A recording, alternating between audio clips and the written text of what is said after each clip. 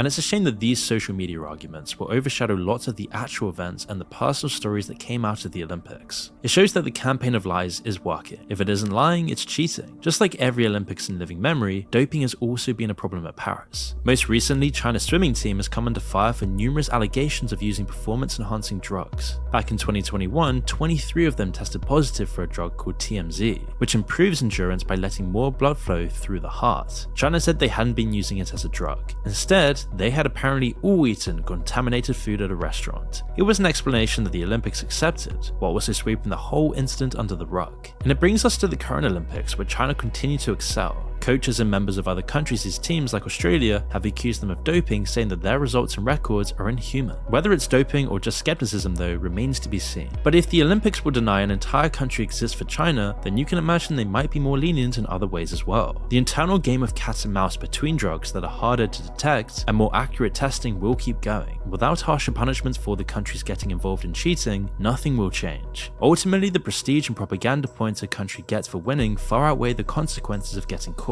So much of the Olympics is focused on appearances and the petty squabbles of nation that it distracts from the sport itself. Countries will do anything they can to disrupt the games while making themselves look better. But if you think back to previous Olympic games, that isn't what people remember about them at all. In a year's time, nearly everybody will have forgotten about how many medals each country got and where they were on the table. Instead, people will remember the individual stories and the magical moments that came out of the games. They'll remember Turkey's effortlessly cool shooter who didn't bother with all the lenses and special goggles, while still carrying on to take silver, or the insane millimeter finish to the men's 100 meters. Those things are what's truly important about the Olympics, and if you can see past all of the nonsense, then you can truly enjoy it for the special event it really is. It doesn't mean everything's perfect or even that good compared to previous competitions. At this rate, the next Olympics in Los Angeles will be even more of a mess of clashing ideologies and manufactured controversy. But as long as it doesn't infringe too much on the actual competition, we'll still get hell of a show.